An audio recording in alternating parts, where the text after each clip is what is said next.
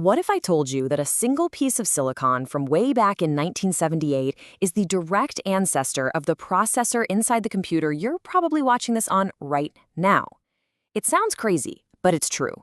This is the incredible story of the Intel 8086. Right, so picture this. It's 1981, and IBM, the absolute giant of the computing world, launches its first personal computer. This wasn't just some new gadget. It was a moment that created an entirely new standard for everything that followed. And right at the heart of that revolution was a chip that was a very close cousin of the 8086. That one decision started a chain reaction that we're all still living in. So how in the world did this one specific chip from Intel become the brains behind a machine that would literally define an entire era? Well, it's a pretty wild story, full of impossible deadlines, some serious corporate secrecy, and a marketing push called Operation Crush. I mean, just look at how fast this all happened. Intel drops the 8086 in '78. 2 years later, IBM is in a flat-out sprint to build a personal computer in just 1 year, which back then was an insane deadline. They had no time to design their own chip, so they needed something off the shelf that was powerful and reliable. Intel didn't just have a great chip, they promised they could deliver on time, with all the support IBM needed, and that sealed the deal. And the secrecy around this project? Oh, it was next level. IBM was so paranoid about leaks that when Intel's engineers showed up to help, they were literally separated from the prototype by a big black curtain. The IBM team would just describe a problem they were having, and the Intel engineers had to figure it out completely blind, without ever seeing the machine. Sometimes they were just allowed to reach a hands through the curtain to probe a circuit board. Can you even imagine that? So yeah, the 8086 got the gig. But what made it so special? What was the secret sauce that made this little chip such a game changer? Well, the answer lies in its brilliant internal design. It's almost like they gave the processor two separate brains that could work together perfectly. And here you can see that core idea. The 8086's whole architecture was split into two independent parts. You had the bus interface unit, or BIU, and the execution unit, the EU. By splitting up the workload, these two units could work at the same time, which made the whole process way faster. Okay, think of it like a really efficient professional kitchen. The execution unit, the EU, that's your master chef. It's the thinker that decodes the recipes, the instructions, and does all the actual cooking. Now, the bus interface unit, the BIU, that's the prep cook.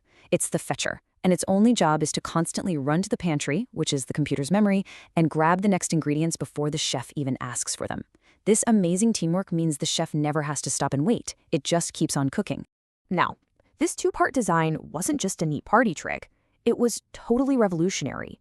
It enabled two key techniques that gave the 8086 a massive competitive edge and basically laid the groundwork for how all modern processors still work today. The first big trick is something called pipelining, and it's a really simple but powerful idea.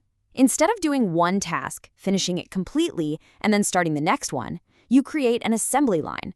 The processor is already fetching the next instruction while it's still working on the current one. So here's the play-by-play. First, the BIU, our little prep cook, goes and grabs a bunch of instructions from memory. Second, it lines them up in this temporary waiting area, a special queue. And then, finally, as soon as the EU, our chef, is done with what it's doing, the next instruction is already there, waiting for it. There's almost zero downtime. It's just go, go, go.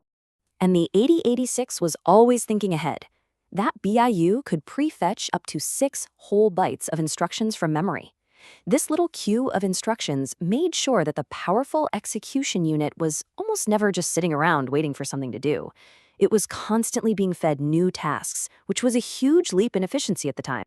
All right, now for the second clever trick, and this one solves a really big math problem. You see, the 8086 was a 16-bit processor. Now, logically, that means it should only be able to talk to about 64 kilobytes of memory. But somehow, the 8086 could access a full megabyte. So how on earth did they pull that off? The answer was an absolutely brilliant technique called memory segmentation. So instead of trying to look at one massive, continuous block of memory, the 8086 viewed it as a whole bunch of overlapping 64 kilobyte segments. Think of it like a book. To find one specific sentence, you need to know the chapter number, that's the segment, and then you need to know the location within that chapter, that's the offset. And here is the magic trick. This is how they did it. The processor would take the 16-bit segment address, it would shift it over a little bit, which is the same as multiplying by 16, and then it would just add the 16-bit offset address to it. And poof!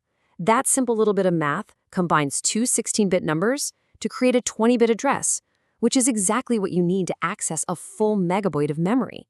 It was just an ingenious workaround that unlocked a massive new world for software developers.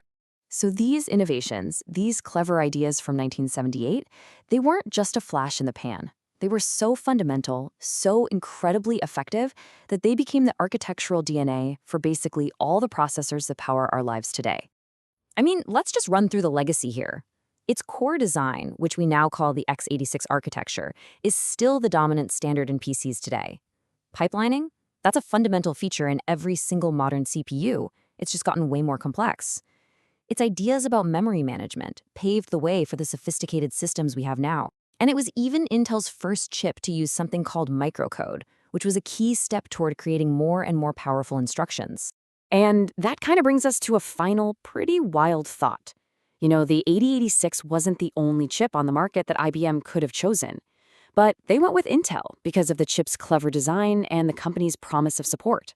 So it really makes you wonder, if they had made a different choice behind that black curtain back in 1980, how incredibly different would our digital world look today?